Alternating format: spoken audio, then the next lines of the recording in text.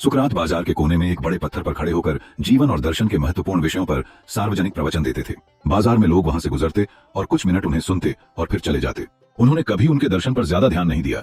जब उन्होंने देखा कि लोग उनके दर्शन पर ज्यादा ध्यान नहीं दे रहे हैं, तो सुकरात ने कुछ अलग करने का फैसला किया। उन्होंने लोगों के सामने घोषणा की कि वे एक बहुत ही दिलचस्प कहानी सुनाने जा रहे हैं। उनकी घोषणा सुनने वाले लोग उनकी कहानी सुनने के लिए बहुत उत्सुकता से उनके पास आए। उन्होंने अपनी कहानी कुछ इस तरह शुरू की।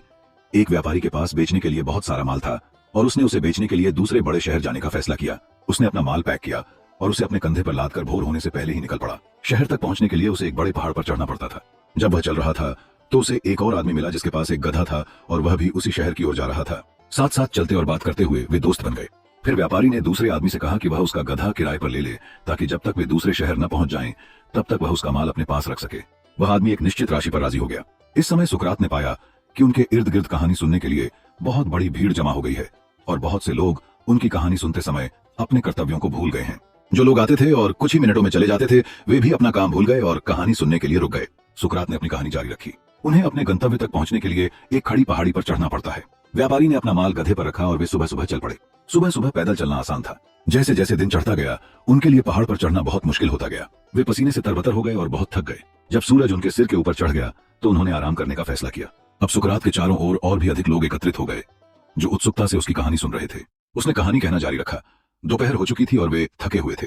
उन्होंने आराम करने का फैसला किया, लेकिन वहां कोई पेड़ या छाया नहीं थी जिसके नीचे वे बैठ सकें और आराम कर सकें। वहां केवल गधे की छाया थी जो माल ढो रहा था।